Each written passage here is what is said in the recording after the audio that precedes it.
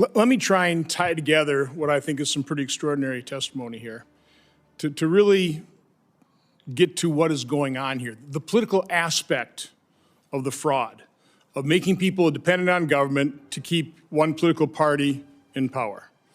So I was shocked by recent revelation. I'd never known this before.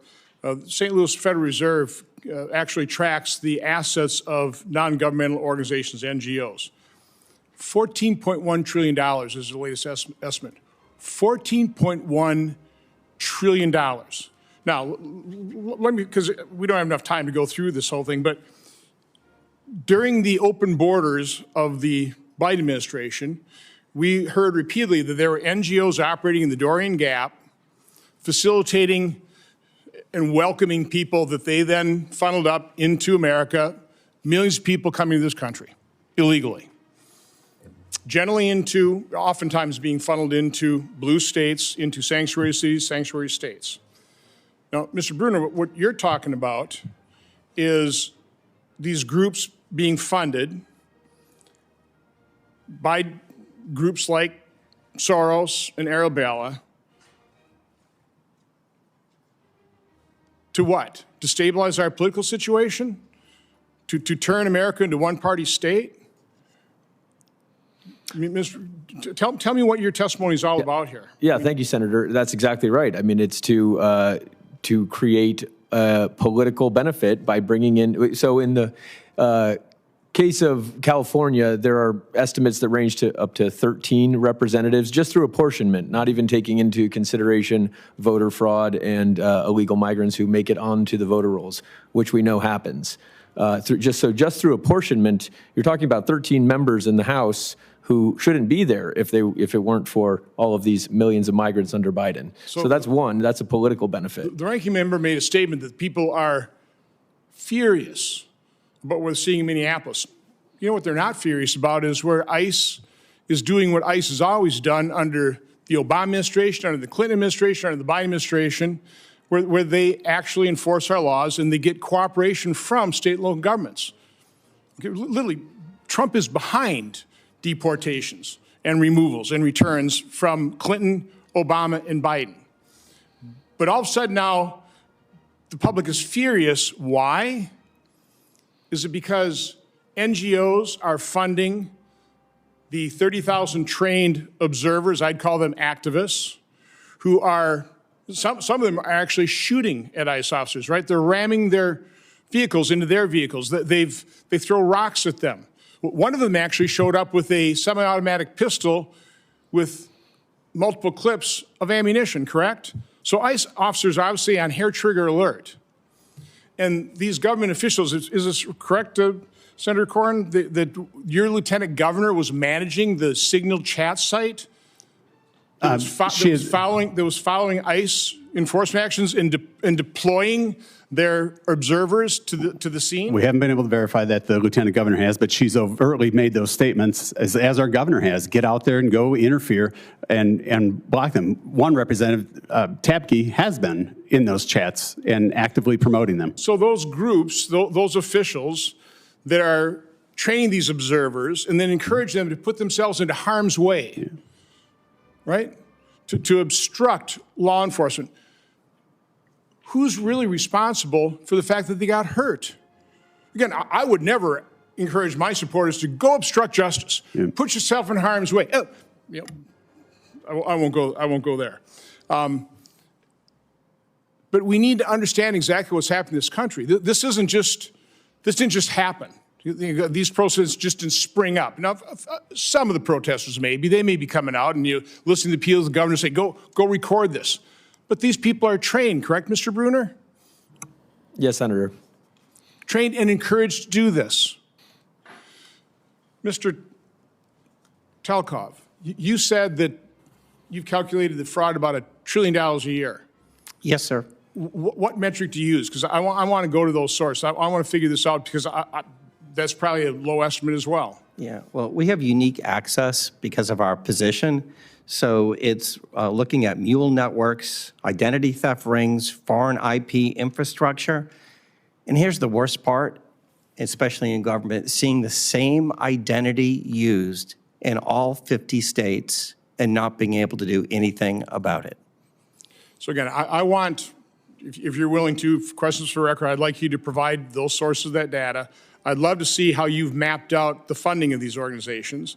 Again, I talked about NGOs facilitating the Biden open borders. Let's go back to what happened with Somalians into Minnesota. Were there NGOs that were supporting that effort as well? I mean, is this the same thing just on a much smaller scale? And are we just seeing the maturity of it? We just haven't got, well, I'm sure we've got to that level of fraud in California, but not necessarily with the new immigrants. But Senator Corn, what do you think, who facilitated the Somalians in Minnesota? Minnesotan-led NGOs, as well as some national ones. Minnesota has been one of the leaders in we're a sanctuary state, not legally, but we are by the fact that our large metro cities are sanctuary cities, and you've seen those policies. But if I could add one piece to it, you've talked about kind of what are the motives, and we're only talking about the violent protesters in the organization and coordination, but each and every one of the dollars when we talk about the fraud on the other side, the first part of this conversation, are also feeding that network for pure political gain and eternal power. So Ms. Talkoff, you also mentioned that the secretaries of state facilitate this by allowing people to register their businesses. Somebody's trained these people to do this, right? I mean, I guess a bunch of people could have the same idea, but my guess is somebody somehow is being trained to go to the Secretary of State, register as a business, claim you have all these kind of employees, and this is how you commit fraud in all these programs. I mean, would you dispute that? No. The fundamental issue is that when we look at fraud, we look at it as a country through a program, whether it be EBT, unemployment insurance. And what happens is the criminals look at it nationally, not statewide. And by setting it up the way we have it set up, we allow them to share their quote-unquote sauce. And whether it's unemployment insurance fraud, EBT fraud, healthcare fraud, they share that across the country and they work at scale. That's why federal law enforcement needs to be engaged in these investigations, because state and local agencies can't handle them. They eventually lead back to transnational criminals in countries such as Russia, China, et cetera. And I would argue the reason the GAO, and I love them too, they can do some great work, but they're so incredibly ineffective. The same thing with IGs. They're not actually looking at the true perpetrators of this fraud. It is foreign actors, it is transnational criminal organizations, it is the non-governmental organizations that we funnel all this money through, and we don't track it. I mean, where did they get $14.1 trillion worth of assets? Could that potentially be taxpayer funds that we funneled through them that they're supposed to give to some worthy cause that they just put in their bank account? Is that what's happening here? Again, we need to open our eyes. We need to understand exactly what's happening here, but I think it's the shadow groups that the chairman was talking about here.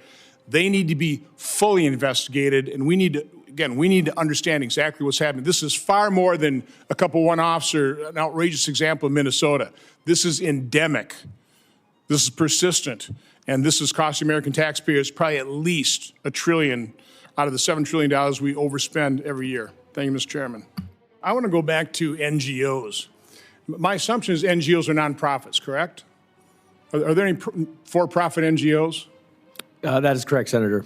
How did they accumulate $14.1 trillion worth of assets? Where'd that money come from? It's a great question. We've tracked over 100 million just in the last few years from the federal government. So entities in the Soros network and the Rockefeller network and the Tides network especially. I don't even think Soros is, I mean. They get grants. It's $14 trillion. So again, that's one of the things my subcommittee is trying to investigate, is we're trying to track that back and go back in history, and $14 trillion, non-government. Again, my assumption was these are nonprofits. They get money from government and they distribute to worthy beneficiaries. Somehow they're pocketing $14.1 trillion. That's okay. So there's a project for both of you researchers. The reason we focus on Minnesota is we need to learn what happened in Minnesota so we can widen our aperture and see, okay, if they were able to do it in Minnesota, where else are they doing the same exact thing? Okay, so it's not we're not trying to penalize Minnesota or one particular population. It's like, no, we have to learn from this obvious fraud and open up our aperture. Mr. Talkoff, you mentioned steal at scale. Let me give you an example of once legalized stealing at scale. that unfortunately one side of the aisle completely ignored. So when we passed the enhanced subsidies for Obamacare, the pandemic, the temporary one, right? We created a lot of zero premium policies. Okay, prior to the pandemic, there were about 10 million people on the exchanges. Now all of a sudden there's about 24 million, supposedly. Now we've known, because Paragon has looked at this, and because of those zero premium policies, there's probably about 6 million phantom policies. Okay, and again, no claim policies went from 20 to 40%. I mean, this is obvious fraud, right? Probably about $30 billion a year. So anybody who wanted to just go ahead and clean extension of the enhanced policies, even though we were talking about this all the time, $30 billion a year, I would call that fraud at scale. Was happy to just look the other way and facilitate that fraud. Yeah. Okay, so again, we can talk about bipartisanship, but the fact of the matter is, we've got one side of the aisle that has no problem with this. Governor Walz had no problem looking the other way. They were fully aware of it. I mean, the first audit that I saw, that was in, I think, March of 2019, a couple months after he got into office. You know, fully aware of this. They're not willing to do anything about it, which is why the GAO recommendations are not enacted. But I want to know, you describe stealing at scale. How do they do it? How could you funnel $14 trillion into NGOs? Yeah. How does it happen? So go back to your Medicaid example, right? 40% of those policies, absolutely no claims. But that's just the tip of the iceberg. Once you're in Medicaid and you have a valid number, then you start manipulating the bad providers and you start getting durable equipment, a catheter, orthopedics, et cetera, that are never shipped, and all of a sudden you are losing literally hundreds of billions of dollars. And what happens in government is we don't get to the lowest common denominator. The lowest common denominator is the primary care physician that gets inundated with thousands and thousands of fake patients seeking fake services and products. But who's, step aside for a minute, who's accumulating this? I mean, who is behind literally how many tons of dollar bills? Minnesota, the one, well, I just heard is, 700 million, but it's $1.4 billion of cash. Yeah, in my experience doing this 15 years, it all ends up tied back to transnational criminal organizations that facilitate the fraud and move portions of it out of the country. Are there names for these, or are they just that shadowy? They're state-sponsored groups. They're groups such as APT 41. These are well-known organizations that operate, and their sole purpose is to steal from American taxpayers, destabilize our democracy, and use that money for other purposes. So, Mr. Bruner, again, you've, I think, part of writing a book on some of the foreign influences here. We need data. We need information. We need flowcharts. We need to, break down the $14.1 trillion, figure out where that came from. Figure out if it's $1 trillion or $1.5 trillion a year in fraud. We've got to break that down and go, okay, here are the programs it's going through, and here's who's sucking it up.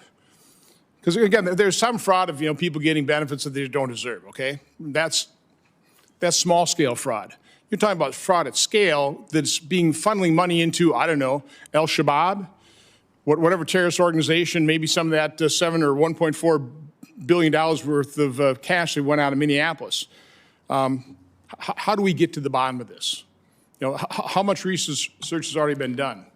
Yeah, well, in the example of the cash flowing out of Minneapolis, I mean, it's really shocking because it goes through this Hawala network, which is an ancient Islamic banking system. And we did a report, EB Terrorism, and it's about how money makes its way to terror groups.